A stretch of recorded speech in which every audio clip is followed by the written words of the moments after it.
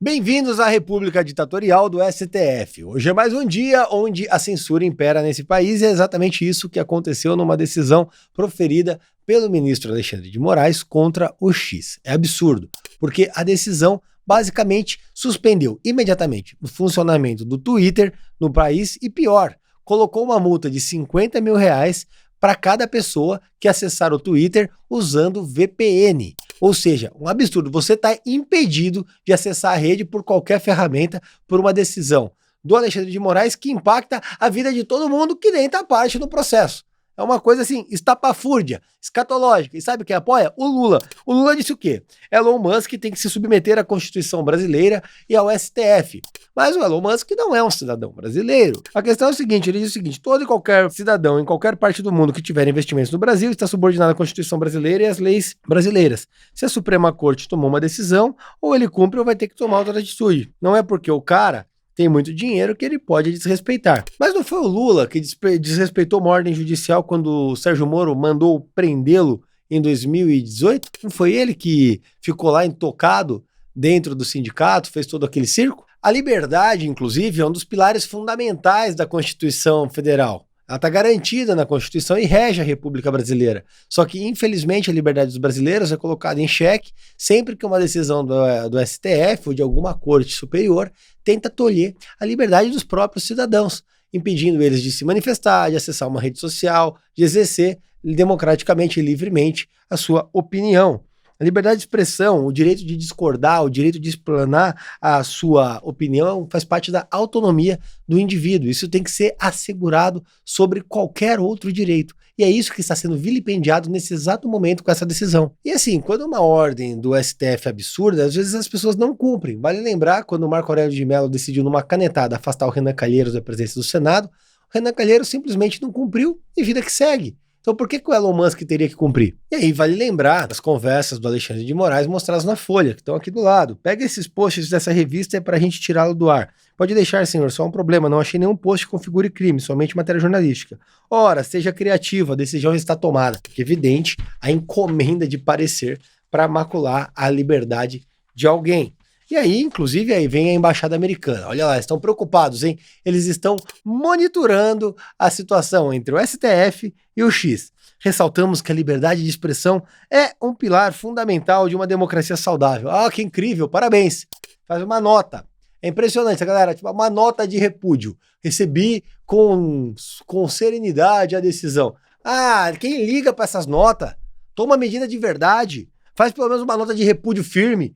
Não ressaltamos a liberdade. A questão é a seguinte, a escala da atenção preocupa o mundo, mas infelizmente nos Estados Unidos o presidente esquece do problema porque ele tem problema de memória, né? Então naturalmente não dá para esperar que os norte-americanos façam algo enquanto o Biden for o presidente dos Estados Unidos. E aí, olha só, o Alexandre de Moraes diz que as redes sociais são instrumentalizadas para atacar a democracia. Data máxima vênia, com todo respeito, não e não. As redes sociais são instrumentalizadas para as pessoas manifestarem a sua opinião. Acontece que muitas vezes essa opinião não agrada determinadas pessoas ou determinados políticos. Muitas vezes a opinião que é dada também não me agrada. Só que a liberdade ela tem que ser plena, porque o meio livre, na verdade, é meio preso. Então, se você vai tolher a liberdade de alguém só porque aquilo de alguma maneira desagrada, não é adequado, não é certo. Isso é ruim, é feio. Não dá para agir dessa maneira.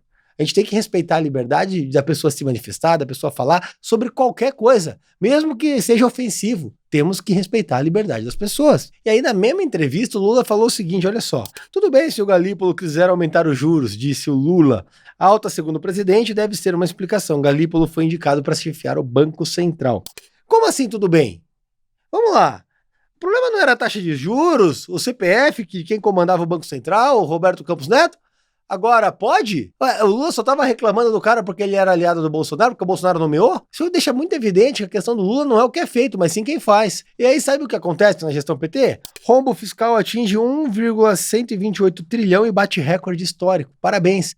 O governo Lula criando impostos, impostos e mais impostos, e nós temos aqui um rombo fiscal histórico no país.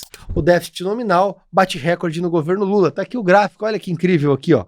Governo Lula, a gente tinha Dilma, Temer, Bolsonaro, que passou pela pandemia e reestabeleceu o país, e o Lula, que levou o rombo fiscal para uma situação pior do que na pandemia.